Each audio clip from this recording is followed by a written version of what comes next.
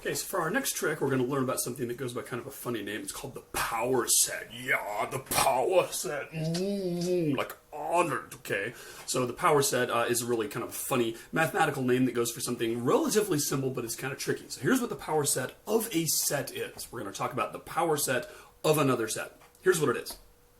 It is the set of all possible subsets of that set. Ooh, deep.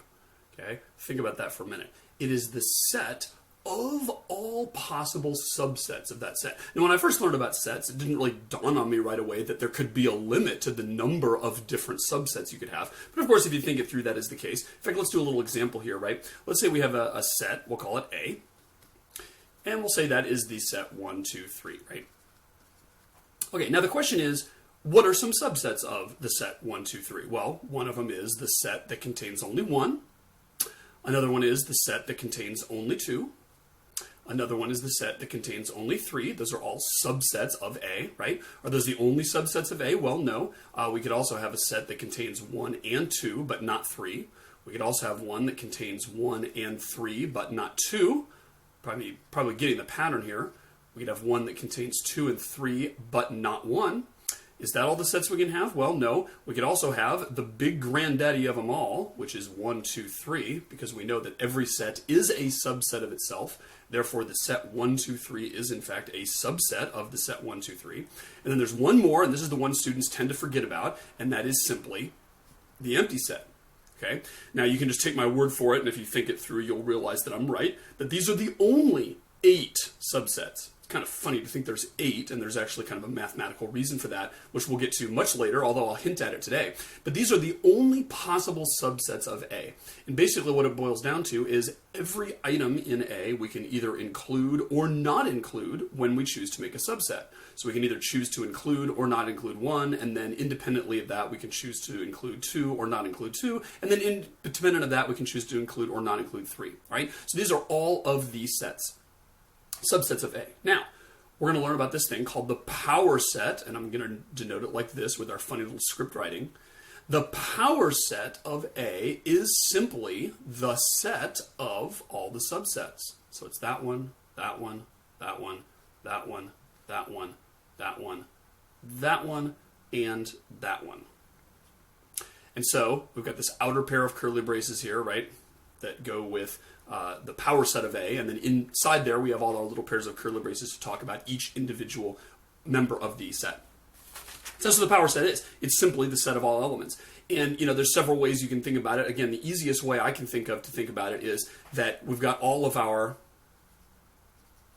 elements here, and that one we can either include or not. That one we can either include or not. That one we can either include or not. And if you follow that pattern, you will realize that you get all the possible subsets. Let's explore this a little bit further. I'm going to take another set. I'm going to make it a little smaller. Let's say we've got the set just, A and B. 2 elements here. What is the power set of B? It's the set of all subsets. What are all the subsets of A and B? We have the set of just A. We have the set of just B. We have the set containing A and B. And we have the empty set. So there are 4 possible subsets of this set. Therefore, the power set of B has cardinality 4. Let's make it even smaller. Let's make a set C. We'll set that to equal to just smiley face. What is the power set of C? It's the set of all possible subsets. One is the set containing just smiley face. The other is the empty set, because we can either choose to include smiley face or not when we make a subset of it. Therefore, there are 2 possible subsets of C. Let's make it even smaller. What if we say D is in fact the empty set, which of course we could have written like this, but I chose to write it like this time just because I feel like it. What is the power set of D? Well, it is the set of all possible subsets. How many different subsets are there? There's 1, the empty set. So in this particular case, there is 1 possible subset of D, therefore the power set has cardinality 1. This kind of fools a lot of students because they say, well, if the cardinality of this set is 0, as it certainly is, you'd expect the power set to have cardinality 0. Not so. Power set is cardinality 1. And in fact, there's a little rule here, and you can kind of discern it if you make a table. So let's say here is the size of the set S, or the cardinality. And then here we'll say what the cardinality of the power set of S is. And I'm just going to write down what we've discovered so far. We discovered that if we have a set that has 0 elements, the power set has 1 element. If we have a set that has 1 element, the power set has 2 elements. If we have a set that has 2 elements, like A and B, the power set had 4 elements. If we have 3 elements in our set, then the power set had 8 elements. That was our set 1, 2, 3, etc. Now, question is, can you predict what's going on here? What if I go up to 4? How many are there going to be? If you realize what's happening, that we're doubling it every time, you can just fill in the next one in the pattern, 16, and that is in fact correct. To see how that is, think about it this way. We had all our subsets of 1, 2, 3, right? And they were 1, 2, 3, 1 and 2, 1 and 3, 2 and 3, and then we had the big daddy of them all, and we had the empty set, right? Those are our 8 sets. There were 8 of them. Now, the reason there's 16 sets if you go to 4 elements is because, suppose I added a 4th element here. I'll add the number 4. Now the question is, what are the new subsets of this expanded set that now has 4 things in it?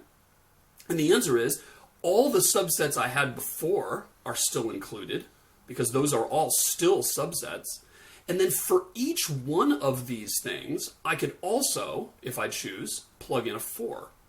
So we have the set containing 1 and 4, the set containing 2 and 4, the set containing 3 and 4, the set containing 1 and 2 and 4, the set containing 1 and 3 and 4, the set containing 2 and 3 and 4, the uber granddaddy containing 1, 2, 3, and 4, and then we could also add 4 to the empty set, in which case we would get just the set 4 if we did that, right? So bottom line is we have all the sets we had, plus for each one of them we have a new set that's possible, a new subset, and that is the one that has the 4 added. And that's why we double it, because we have all those 8 original ones, plus all the 8 new ones, and every time you go up here, you end up getting double the amount. And so the it doesn't take a rocket scientist to figure out that, if the size of this is n, then basically the formula is 2 to the n, right? So 2 to the n is the size of the power set, and that may be how it gets its name, that it turns out that, the power set is to the power of. But remember, if I ask you what the power set is of a 3-element set, the answer is not 8, right? 8 is the cardinality of the power set. And if I asked you, how many elements does the power set of a 3-element set have, the answer would be 8. If I said, what's the cardinality of the power set of a 3-element set, the answer would be 8. But if I said, what is the power set of a 3-element set, you would have to give me a list. And that list is always going to have 8 items, one of which is always going to be the empty set, one of which is always going to be the set itself, and then the other ones are all the finer grades in between, which have some elements but not others. All right, so that's all the power set is, and that'll come up in later lessons. So let's do a little quick review here. Let's say I have a set right here, and this set has 3 things in it. It's got coffee cup, lightning bolt, and telephone. True or false? Soccer ball is an element of the power set of Q. And of course, that's false. That was an easy one to start off with because there is no soccer ball in there at all. Give me a break, right? And so this one, what's the answer to this? True or false? Telephone is an element of the power set of Q. Stop the video, figure it out. Okay, this one's also false. And if you said true, whoa, think again. Here's why. Remember that the power set is a set of sets.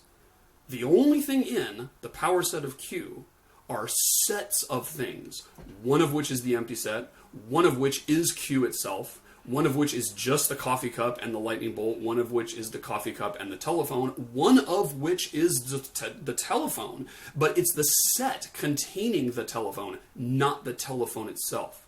So remember that the telephone itself is not an element of the power set. There are 8 elements, and it's easy to get messed up on that because one of the elements of the power set is a set that contains only the telephone. But that is different than the telephone, right?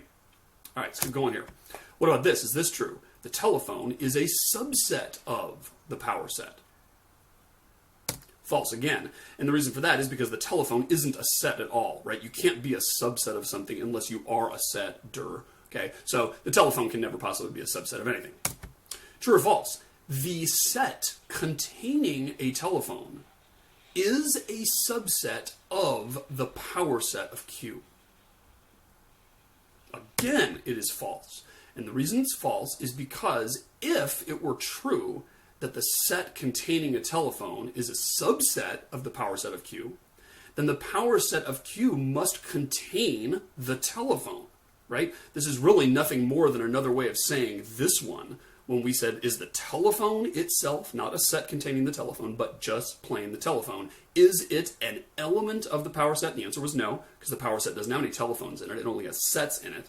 Same thing here. If we say, is the set containing the telephone a subset of the power set, that could only be true if the power set contained the telephone. But of course it doesn't. It only contains sets.